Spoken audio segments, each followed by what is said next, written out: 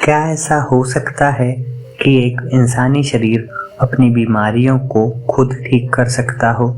आप सोच रहे होंगे कि यदि ऐसा हो सकता तो फिर सारे अस्पताल ही बंद हो चुके होते। आइए इस कहानी से इस प्रश्न को समझते हैं। एक बार दिखने में बहुत हष्ट-पुष्ट इंसान एक वैद्य के पास गया। वो वैद्य आसपास के क्षेत्र में बहुत प्रसिद्ध था। उसने बहुत से लोगों की बीमारियां ठीक कर दी थी जो कोई दूसरा नहीं कर पाया था, लेकिन उनका इलाज करने का तरीका बड़ा ही अलग था। ना तो वो कोई दवाई देते थे, ना ही कोई परहेज बताते थे। इसलिए वह वैद्य आसपास के क्षेत्र में बहुत प्रसिद्ध हो गया था। उस वैद्य से इस हष्ट-पुष्ट आदमी ने बोला कि मैंने आपके बारे में बहुत सुना है कि आप बिना दवाई के बीमारी ठीक कर देते हैं। यह तो बहुत अद्भुत बात है, लेकिन यह कैसे संभव है कि बिना दवाई के हम अपनी बीमारी ठीक कर सकते हैं? उस इंसान ने कहना शुरू किया कि दिखने में तो मैं बहुत हष्ट-पुष्ट लगता हूँ, मगर मेरा ये मोटापा बहुत सी बीमारियों की जड़ बना हुआ है। कोई कहता है कि तुम अपना मोटापा कम कर लो, तो कोई कुछ दवा देता है, लेकिन मेरी बीमारियां ठीक नहीं हो पाती। उस इंसान ने बताया कि वैसे तो मेरे शरीर में बहुत सारी बीमारियां हैं, मैं खुद नहीं जानता कि मुझे कौन कौन सी बीमारियां हैं। इन बीमारियों में अस्थमा, घुटनों में दर्द, सांस फूलना मेरी समस्याएं हैं। तो अगर आप कोई समाधान बता सके, क्योंकि दवाई लेकर मैं थक चुका हूँ। मुझे कुछ ऐसा चाहिए जिससे मैं अपनी बीमारी खुद ठीक कर सकूं।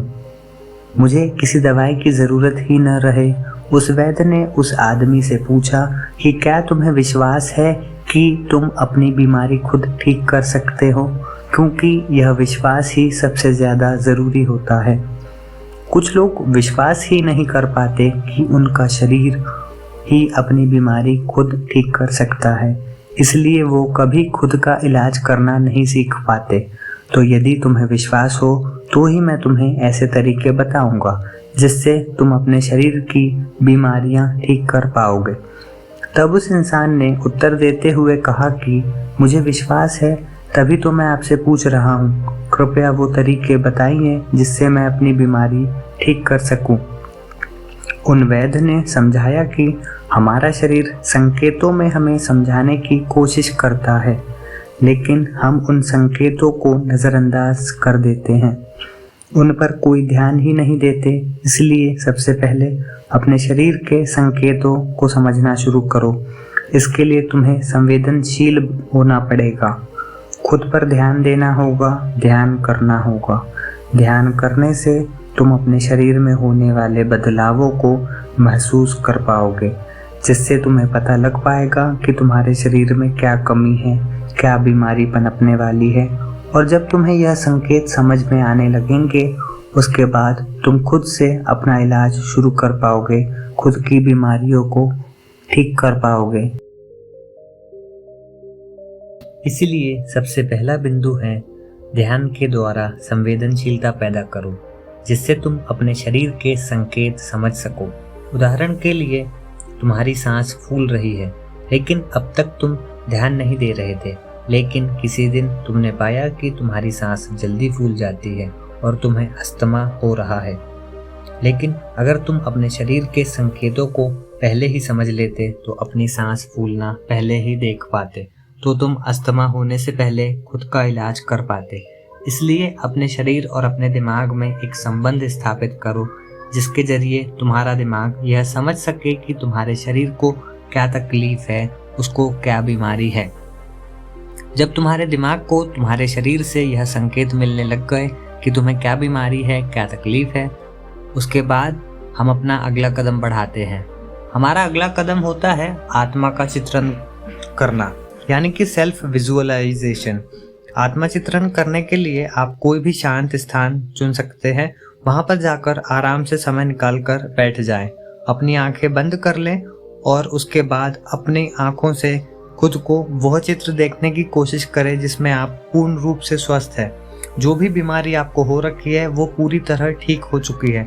5 मिनट तक इसी एहसास को बरकरार रहने दें कि आप ठीक हो चुके हैं। ठीक होने के बाद आप कैसे दिखते हैं? आप अपना वह चित्र देखने की कोशिश कर रहे हैं। आत्मचित्रण करने के लिए आप किसी ऐसे संगीत का भी इस्तेमाल कर सकते हैं जो आपके आत्मचित्रण के ध्यान को और भी ज्यादा गहराइयों तक लेकर जाए। जितना स्पष्ट आपका आत्मचित्रण होगा, उतनी ही जल्दी आपका शरीर आपकी बीमारी ठीक करना शुरू करता है। तब हमारा शरीर अपने आप का सबसे उत्तम स्वरूप देखता है और उसे उस स्वरूप से हमारा दिमाग उसकी ओर आकर्षित होता है।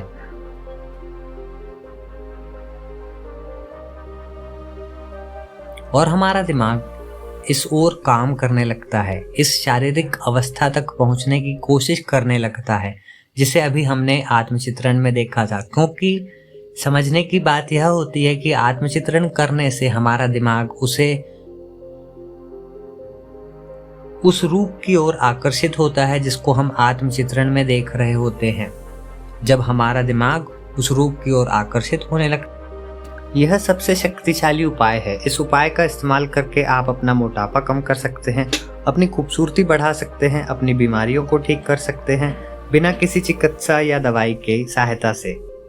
हमारे दिमाग और हमारे अवचेतन मन में ब्रह्मांड की सारी शक्तियां उपलब्ध होती हैं, लेकिन हम उन्हें खोल नहीं पाते, उनका इस्तेमाल करना सीख नहीं पाते, क्योंकि हमें उन प्रक्रियाओं का पता नहीं होता जिससे हम उन शक्तियों को जागृत कर सके। और यह आत्मचित्रण सबसे कारगर उपाय कहलाता है उन शक्तियों को जगाने का। बस ध्यान रहे जहाँ भी आप यह प्रयोग कर रहे हो वह जगह शांत हो, ताकि आप इस ध्यान की गहराई में जा पाएं। इस ध्यान की गहराई में जाने के लिए आप कोई शांत संगीत या कोई ध्वनि का भी इस्तेमाल कर सकते हैं। 21 दिन तक रोजाना इसे 15 मिनट करने के बाद आप अपने अंदर एक भूतपूर्व बदलाव महसूस करेंगे। और आत्मस्मरण का इस्तेमाल सिर्फ अपनी बीमारी को ठीक करने के लिए ही नहीं किया जाता। अगर आप थके थके रहते हैं, आलस से भरे रहते हैं, आपके शरीर में कोई जोश, कोई उत्साह नहीं है, तो भी आप आत्मचित्रण यानी कि विजुअलाइजेशन का सहारा लेकर अपने आप को जोशीला, फुर्तीला और उमंग से भरा हुआ बना सकते हैं। बस उसके लिए आपको अपना वो रूप देखना है जिसमें आप जोश और उत्साह से भरे हुए होते हैं। उसके बाद आपका अलग से खुद ब खुद उसके बाद आपका आलस खुद ब खुद दूर होने लग जाएगा। तीसरा तरीका जो खुद को ठीक करने में हमारी सहायता करता है वो है खुद से प्यार। जब भी हमारे खुद से प्यार ही नहीं करते, वो खुद की बीमारी खुद ठीक करने का भार क्यों उठाना चाहेंगे? खुद की बीमारी तो वही ठीक करना चाहेगा ना जो खुद से प्यार करता होगा। खुद से प्यार करने वाले लोग ही आत्मचित्रण के ध्यान में गहराई से उतर पाते हैं, जिसकी अभी हमने थोड़ी देर पहले चर्चा की थी। आत्मचित्रण की ध्यान की गहराई में जाने के लिए आपको खुद से प्यार करना सीखना होगा। उसके बाद आपका दिमाग अपने आप ऐसे रसायन पैदा करने लगेगा जो कि उस बीमारी को ठीक करने के लिए सहायक होते हैं। ये बात तो सच है कि हमारा दिमाग उन रसायनों को अपने शरीर के अंदर पैदा करवाने की क्षमता रखता है, लेकिन हम ये ताकत जानते नहीं हैं, उसे समझते नहीं हैं, इसलिए हमारी बीमारी ठीक नहीं हो पाती।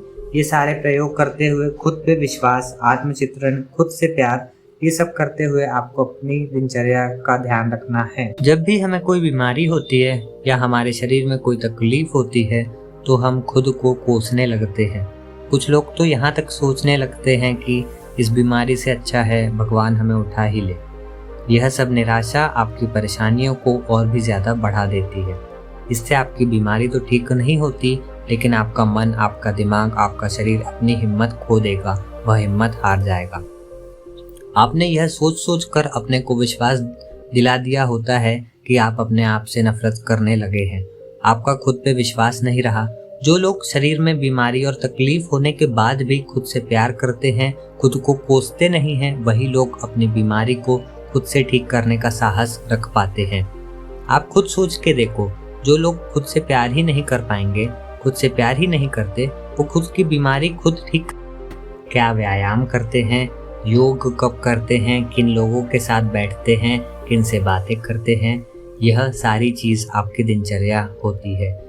इन पर आपको बहुत खास ध्यान रखना है। समय से खाना, अच्छा खाना, समय से व्यायाम करना आपको बहुत सारी बीमारियों से दूर रखता है। हम असलियत में बीमा तभी करते हैं जब हम अपनी दिनचर्या का अनुसरण करना छोड़ देते हैं। जब हम एक बेहतर जीवन नहीं जीते, एक अच्छी दिनचर्या का अनुसरण नहीं करते, तो हम अंदर से दुख होने लगता है, हम तनाव में रहने लगते हैं। अगर आप तनाव में रहेंगे तो स्वाभाविक रूप से बीमारियां आपको ज्यादा घेरेंगी। अगर आप समय से खाते हैं, समय से पूरी नींद लेते हैं, समय से व्यायाम करते हैं, तो आप तनाव मुक्त जीवन जिएंगे। उसके बाद बीमारियां आपसे कोसों दूर रहेगी। बस आपको अपनी दिनचर्या का पालन पूरी निष्ठा और पूरी ईमानदारी के साथ करना है। उसके बाद बीमारियां आनी तो दूर की बात रही, आपका जीवन खुशियों से भर जाएगा। अपनी बात को आगे बढ़ाते हुए साधु ने समझाया कि अपने अवचेतन मन को अपनी बीमारियों को ठीक करने के काम पर लगाना सीख। साधु महाराज ने बताया कि जब भी तुम अपने बिस्तर पर सोने के लिए जाते हो तो सोते वक्त बस अपनी आंखों को बंद करके, अपने दिमाग को शांत करके खुद को यह एहसास दिलाओ कि तुम्हारी बीमारियां ठीक हो रही है। धीरे धीरे समय के साथ तुम्हारी बीमारियां जड़ से खत्म हो जाएंगी।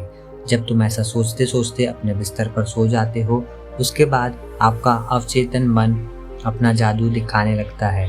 आपका अवचेतन मन सोने के बाद भी आपके लिए काम करता रहता है, लेकिन आपको यह पता नहीं होता। और सोने से पहले जो काम पर भी हम अपने अवचेतन मन को लगा देते हैं, पूरी रात वह इस चीज पर काम करता रहता है। रोज रात को यह अभ्यास करने से आपका सुबह बहुत अच्छा महसूस करेंगे, क्योंकि धीरे धीरे आपका शरीर अपने आप ठीक होने लगेगा। आपका अवचेतन मन की शक्तियां जागृत होने लगेंगी और वह आपकी बीमारियों को ठीक करने लगेंगे। लेकिन यह हमें रोज सोने से थोड़ी देर पहले करना है। अगर हम इसे दिन में करेंगे तो दिन में तो हम दूसरे कामों में व्यस्त रहते हैं, तो हमारे अवचेतन मन को समय ही नहीं मिलता उसके लिए काम करने का। लेकिन रात में सोते वक्त जब हमारा चेतन मन शांत हो जाता है, तब हमारा अवचेतन मन जागृत होता है, तब वो अपनी पूरी शक्ति के साथ आपके लिए काम कर पाता है। साधु ने बताया कि आज चाहे विज्ञान कितना भी आगे को ना निकल गया हो, लेकिन आज भी बहुत सारी ऐसी बीमारियां होती है जिनका विज्ञान को कोई भी अता पता नहीं होता। बड़े बड़े डॉक्टर तुम्हारे शरीर में वह बीमारियां ढूंढ नहीं पाते हैं, लेकिन फिर भी तुम बीमारियों से परेशान रहते हो। ऐसी बीमारियों को जिन्हें विज्ञान भी ठीक नहीं कर पाता, तो तुम्हें क्या लगता है वह बीमारियां दवाओं से ठीक हो सकती है या दवाएं खानी चाहिए? जब हमें यह महसूस होने लगे कि इस बीमारी का इलाज मैं अपने आप नहीं कर पाऊंगा, जब आप खुद से किसी बीमारी का इलाज करने में असफल होते हैं, तो आप किसी चिकित्सक के पास जाइए और वो आपको सही दवा देगा। लेकिन उससे पहले खुद प्रयास करके देखिए और यकीन मानिए आपके अंदर वो सारी शक्तियां हैं जो बिना दवाओं के आपके शरीर को ठीक कर सकती है। आज से कई सौ साल पहले कोई विज्ञान नहीं था, कोई चिकित्सा प्रणाली नहीं थी। उस समय के लोग इन प्रक्रियाओं को, इन पद्धतियों को जानते थे, जिससे वो अपने आप को खुद ठीक कर पाते थे, क्योंकि उनके पास कोई दूसरा विकल्प ही नहीं था। लेकिन समय के साथ जैसे जैसे विज्ञान आगे बढ़ता गया, वैसे वैसे वो पद्धतियां और वो प्रक्रियाएं नष्ट कर दी गई, क्योंकि इससे विज्ञान के चिकित्सकों का, अस्पतालों का अपना नुकसान है। उनके पास अगर कोई मरीज नहीं आएगा तो उनकी इनकम कैसे होगी? यह सोचने की बात है। इसलिए यह प्रक्रियाएं और यह पद्धतियां छुपाने की कोशिश की गई।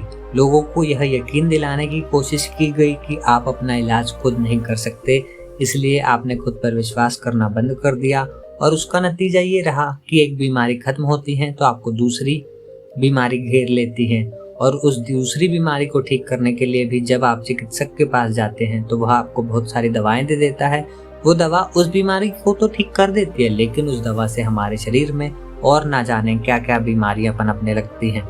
इस कहानी के माध्यम से उस साधु वैद्य ने उस इंसान को यह समझाने की कोशिश की कि तुम अपना इलाज खुद करने में सक्षम हो। इस बात पे विश्वास करो, इस पर यकीन करो, और जो प्रक्रियाएं मैंने तुम्हें बताई हैं, अगर उनके अंतर्गत तुम काम करोगे तो 21 दिन बाद मेरे पास वापस आके मिलना। उसके बाद तुम बताना कि तुमने अपने अंदर क्या बदलाव महसूस किया।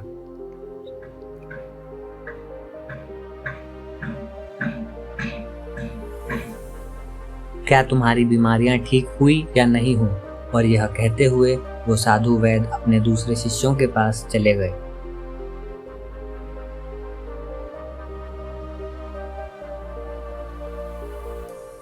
जो इन प्रक्रियाओं के बारे में ज्ञान ग्रहण करने के लिए आते